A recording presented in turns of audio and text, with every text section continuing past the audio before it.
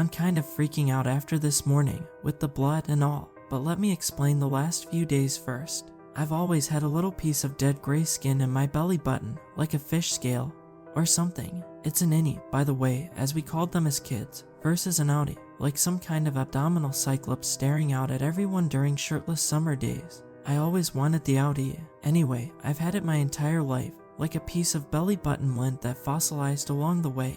I assumed it was a part of the umbilical cord that stayed attached, withered, and dried. I tried a few times to dislodge it because of my obsessive nature, picking at it with a pinky nail, or swabbing away with a Q-tip.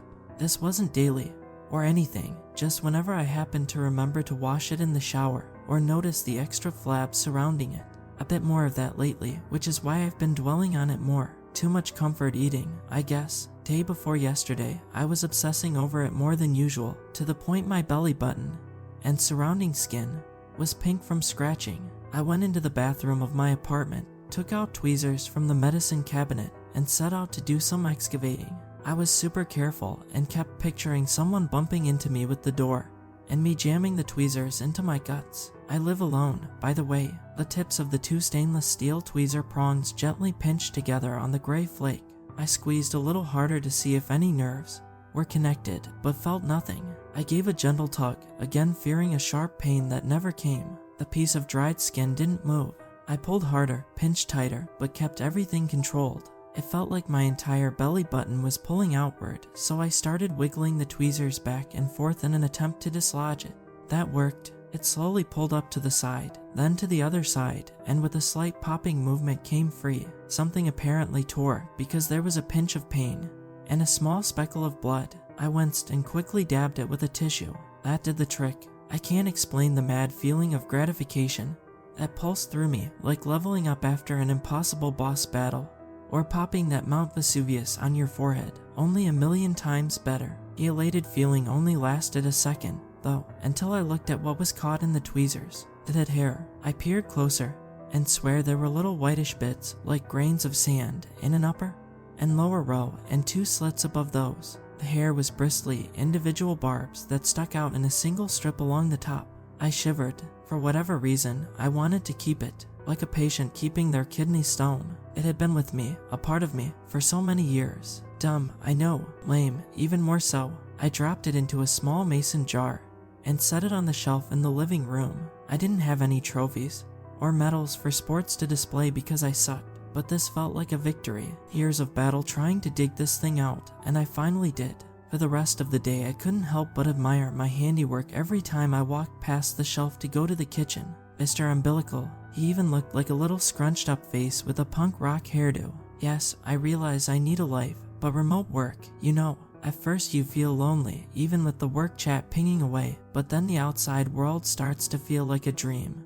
Grocery shopping like a field trip, and then it's not that bad, so don't judge too hard. At least it wasn't a sex doll. Yesterday morning was rough. Town hall meeting on Zoom, and they made us be on camera. The worst. I took on the zombie death stare at my computer monitor, afraid to look at the camera lens, and watched all my coworkers and the executives in their little talking head boxes. I can't tell you what they discussed. After it was over, I headed for the kitchen. Another cup of coffee was definitely in order after that. I glanced at Mr. Umbilical and stopped, leaning in closely to look through the mason jar glass. I swayed back and forth to see if it was a trick of the glass, a distortion, but it held. The punky hair, 2 rows of white teeth, and 2 little beads above them, black as oil, right where the slits had been. What the hell? I said aloud, staring hard at the jar without blinking. Mr. Umbilical stared right back. A blinking contest from hell. I straightened and walked to the kitchen, keeping my head turned and eyes on the jar until I was at the counter. I definitely need to get out more, I thought. The coffee poured steaming into my today's a Control-Alt-Delete kinda day mug. I walked back to the shelf and looked at the thing with eyes in the mason jar. I knew they weren't really eyes, and it probably wasn't even umbilical cord. More likely an accumulation of gunk that started forming when I was a kid and didn't know the merits of good hygiene. Damn, that coffee tasted good. It got me through the rest of the morning, and an energy drink helped me finish off the day. When I woke up this morning, the craving for coffee was gone, which was weird because that's usually the first thought I have, my coffee fix, followed by thinking today's the day I finally give notice at the job.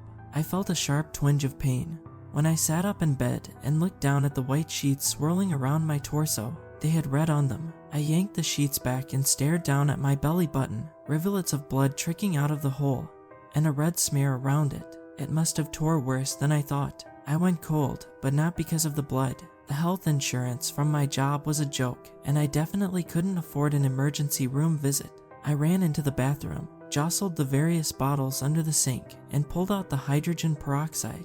I sat on the toilet seat, leaned back so my belly button was almost horizontal, and poured the peroxide into it. Holy hell, did that burn and fizz up. I let it soak a minute, and then mopped it up with a wad of toilet paper. What a relief. No more blood. I couldn't see any obvious damage inside, and the prickling pain had stopped. I leaned back against the toilet tank and let out a deep sigh. At least it was Sunday. Once the drama was over, my foggy brain bullhorned that we hadn't had coffee yet, and I could already feel a caffeine deprivation headache coming on. I finished in the bathroom, got dressed, and walked through the living room. I glanced at the shelf, middle finger fully deployed, and frowned. The mason jar was empty.